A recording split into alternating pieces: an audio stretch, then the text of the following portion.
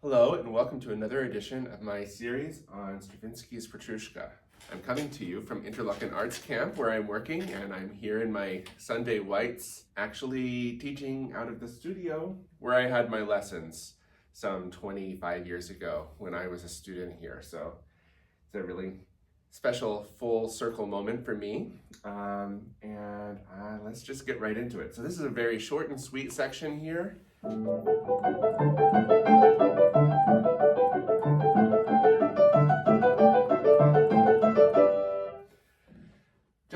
Just those 1, 2, 3, 4, 5, 6 bars.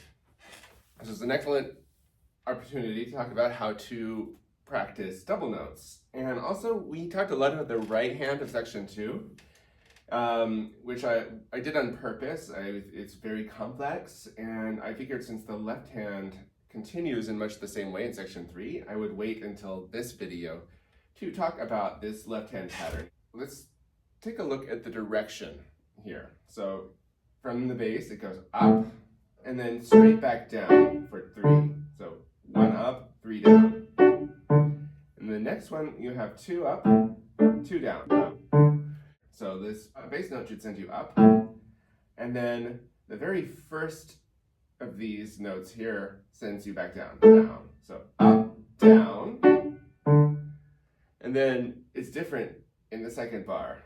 Up, down. So that kind of creates a rhythm. Up, down, up, down, up, down, up, down, up, down, up, down, up, down. Kind of fun, huh? So that forms also a path for the upper arm. So when you go up here, it feels like you're going up and over just a little bit. And then when you go down, it's more like you go, it's an under shape, it's a cross. So over, under. Now over, under. So up, down, up, down, up, down, down, up, down. So I would get I would almost automate this. I would get it to where you can play it way faster than it's going to need to go, maybe even like eyes closed. Because when you're doing all of this crazy stuff, the last thing you want to do is being preoccupied with the left hand at all. So, okay, now let's go to the right hand in section 3.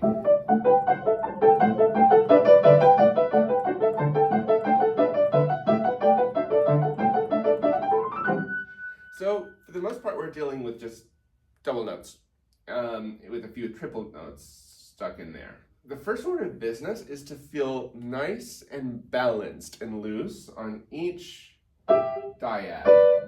We start with a 6th going to a 3rd, outside, inside. You play the outside notes that include the thumb, kind of this way. It kind of feels like a down. And then the longer fingers feel like they go into the piano a little bit. Okay? And then the next thing we have is a single note. So I want to be balanced on that finger, especially if you're using the 4th finger as I am. I just want to make sure everything is lined up behind that 4th finger. So let's review. Down, up, and then up a little bit more. So it's like this all can be played in one gesture.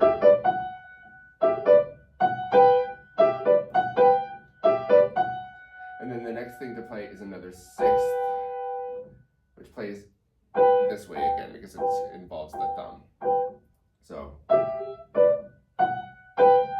all right, now next, on each one of these, I want to find the midpoint between the 2 fingers and kind of align my elbow behind that point so that all of these fingers that are not playing can just kind of hang out and relax. I'm standing on these 2 fingers, everything else is loose.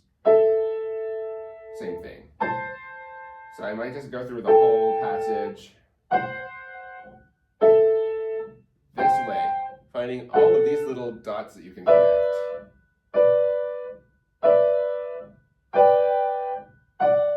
So on the 3 notes, it's kind of the same thing. You just want this to feel very solid, Like you're just standing easily on the 3 fingers, and the 2 that are not playing are just hanging out, they're loose.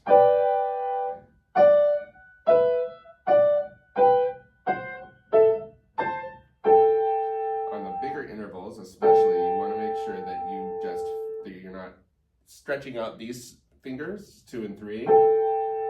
These 4 fingers really are just close together and just sort of hanging out, okay? So that's step 1. Now, I think it helps to sort of group these by 2s so that there is kind of an emphasis on every other note, and then that carries you through to play the second note of each group. And then I think once you start getting comfortable with that, to get it up to tempo, it helps to be able to group it into 4s as well.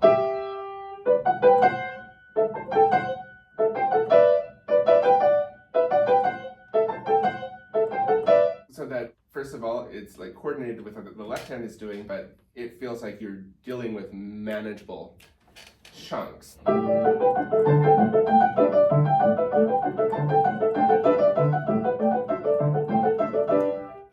Just going through that little process for me made me a lot more comfortable with that. One other thing you can do is voices separate. So if you play the top voice with the right fingering,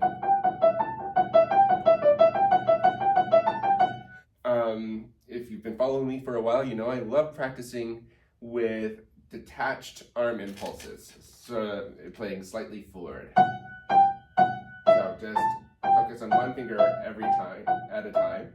A little impulse on each finger, and non-legato. Make sure the arm is always involved. So I would practice voices separate with little arm impulses, and then let's deal with these isolated cases where it's not just 2 notes, but it's 3. So here you have one. Honestly, the solution is pretty much the same. I think of making sure there's a nice impulse, a nice impetus on that first one, especially since you have to repeat these 2 notes, so that both of those feel like they're traveling in, like this. And I'm treating the point of sound like a trampoline, so that I get a really focused, clean repetition there.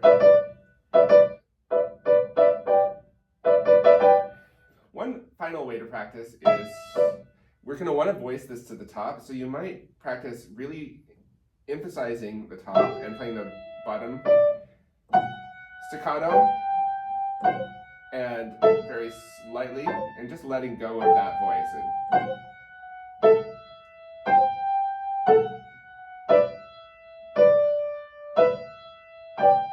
Once again, always making sure that you're aligned behind that finger that's playing legato.